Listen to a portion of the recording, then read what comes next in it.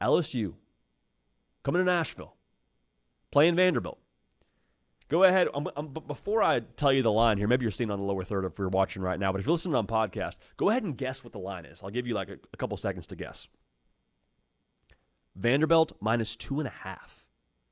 I submitted this graphic request to our graphics team and said, hey, can I get LSU, Vandy game preview lower third, Vandy -2.5 on that lower third. Our graphic designer replied, she's like, Vandy minus, are you sure it's -2.5 Vanderbilt? Yeah, -2.5 on West End. Sleepy noon Eastern kick, 11 a.m. local time, ABC. All right, here we go.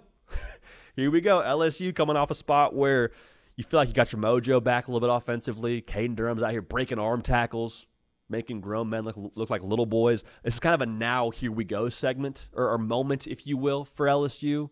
It's a now here we go kind of segment for LSU. We're asking you to do that, LSU. You are a national champion preseason. Hey, let's go now. Let's figure it out, Tigers. Was that win over South Carolina in Baton Rouge enough to get the boys back right after that Ole Miss loss and a week to think about it? We'll find out, because I'll tell you what, you do not want to roll into the stretch where you play Texas A&M and go to Tuscaloosa sitting there already with 2 losses on the record. Not a good look, not a world that we would like you to live in. Again, having picked LSU to be the big dog in the sport, when it's all said and done, you hoist that national title trophy in Miami. But to do that, again, you probably got to beat Vanderbilt, right? Does that happen? We're going to pick it right now.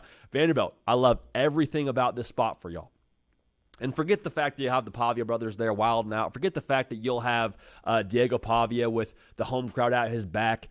I love the fact that it's, again, 11 a.m. local, which was right around that similar time zone that you had Bama roll into town last year and you beat them. LSU's off of a massive win last week, so maybe there's a little bit of the exhale relief syndrome from LSU.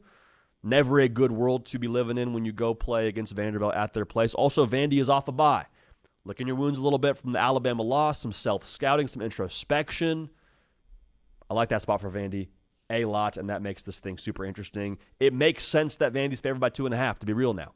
I know it's kind of jarring at first glance, but you walk all that out. You walk out how well Vanderbilt's played to this point in the year, how well they played Alabama. That final score, not indicative of how tough Vandy played Bama, for my money, rather. But if you want to save some money, Game Time is going to make sure you do that at the highest level possible. If you're thinking about getting to this game, if you're here in Nashville, you're like, man, 11 a.m., I could go see that game in the morning. Yes, a.m., it is a morning game. Get back to my house probably right in time for the midway point, I suppose, of those 3:30 games, and I'm there for the night. Like, you can go to this game and still enjoy your entire college football Saturday. So if you want to get to this game, Game Time is going to make sure you get that done. As always, using Game Time, you can see the view from your seat before you even purchase it, which is just a great deal. Can also wait till the last minute to buy tickets. If, like, Friday night you're saying, okay, fine, twist my arm, LSU Vandy, I'm coming. Okay, Game Time. They got you covered. So if you hear nothing else, hear this. Take the guesswork out of buying tickets. We're going to save you some money. Download the Game Time app, create an account, use code HARDCOUNT. The name of this show, HARDCOUNT, HARDCOUNT for $20 off your first purchase. Terms apply. Again, create an account, use code HARDCOUNT for $20 off your first purchase. Terms apply. Swipe, tap, ticket, download the Game Time app today. So that's how you're getting to the game. What's going to happen, though, at this game when you get there? My gut on this is the urgency of LSU is going to allow for us as college football fans to see what we were hoping we would see from this LSU offense before this season. Now, Garrett Nussmeier, I think he's getting healthier. How healthy is he truly? I guess it's just a whole TBD situation.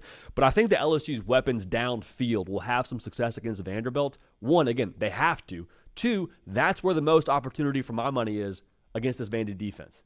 I mean, Ty Simpson took him for what, 340? South Carolina got blown out by Vanderbilt. Lenora Sellers did not play for the majority of that game. And still, as a team, South Carolina went for 240 through the year. The weapons at South Carolina, the quarterback play for South Carolina in that game is not on par with what LSU has. And so that, paired with the hope that you get something running the ball for LSU, I think is going to make for a lot of points for LSU, or at least a lot of momentum offensively down the field with what they have. That is the matchup that I like for LSU in this game. Now, we have to say this every single time we talk about a Vanderbilt game.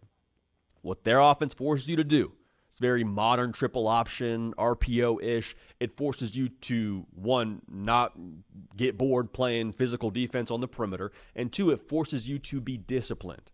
Because at Vanderbilt, they got a lot of different eye candy situations for you. They got a back, and they got the guy in the perimeter. They got the motion precept. They got a lot of things for you to look at as a defense on the second and third level.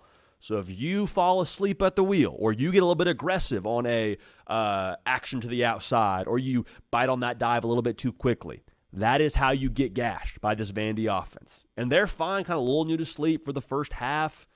I mean, heck, first 3 quarters. But at a certain point in time, they will gash you if you're not on your P's and Q's. So the other part of this that I just mentioned, you got to be physical to play Vanderbilt. How great is that to say out loud if you're a Vanderbilt football fan?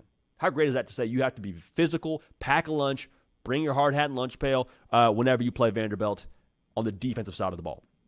Because they will put the ball in the perimeter a fair amount and force your DBs, who likely enjoy playing in the secondary and doing the 7-on-7 thing and playing the pass, they force you to rally to the football time and time again. Vanderbilt, they run the football a lot. They are number 1 in America when it comes to yards per carry. That is extra impressive because of what I just said, the brand of ball that Vandy plays. They put the ball on the ground a fair amount, not on the ground in terms of fumbling, but on the ground in terms of giving it to one of their ball carriers and not throwing it through the air. Now, Pavia can do that, and I think you have to account for Stowers in this spot, especially because of the fact that they're going to, again, run, downfield shot to Stowers, downfield off the RPO when your safety triggers too quickly. Have to account for that, but it is a big part of what they do in terms of making sure you meet them in the alleyway multiple times a game, multiple times a drive. So my question for LSU defensively is, all right, you are a downhill, bad intentions kind of defense under Blake Baker. A little trivia during the week, and you show up on Saturday and you make sure you arrive with some anger in your heart. What that makes me think about, though, for Vanderbilt is there's going to be some plays where if you can get past that first line of attack from LSU, when that Whit Weeks linebacker triggers down or that safety triggers down, if you can make a miss in the open field, there's a lot of green grass behind you. Because with so much aggression, you leave yourself exposed on the back end for big plays to happen, whether it be in the pass game or in the running game, quite frankly. So that's something I'm curious to see how that plays out for Vanderbilt. Are you able to win in space against this LSU defense? Because if you do, big plays are happening. It feels very feast or famine-ish to me when it comes to the LSU defense against this Vanderbilt triple option attack. I say triple options, again, pseudo triple option, if you will. So the game flow for me is crucial here.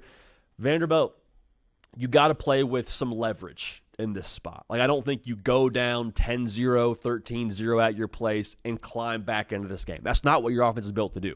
Your offense is built to control the game, win time of possession, pick up easy third downs on 3rd and 4 or less. That's what you're built to do. If you get down and you ask Diego Pavia to become a pocket passer, or he has to throw the ball 25-plus times, 35-plus times, like, you're not going to win a game like that, especially not against this LSU offense. So I do think that the urgency for LSU here is huge. I think the fact that they won against South Carolina the week before actually creates more momentum than it does complacency. I think Vanderbilt, to win this game, will have to win matchup football. And the personnel, to me, again, favors LSU. So LSU, I think, would have to make a couple of mistakes to lose this game, which could absolutely happen. But I think that the win last week, again, creates more momentum than it does complacency. And for that reason, I like the game flow to favor LSU. I like the game to favor LSU. I think LSU wins. Obviously, by nature of them being a dog on the road, we'll take them the cover. Final score, LSU wins in West End. One-score win, though, for LSU. 27-20. Tigers get it done. And it is they avoid the one-game season mode, if you will, when it comes to their playoff aspirations.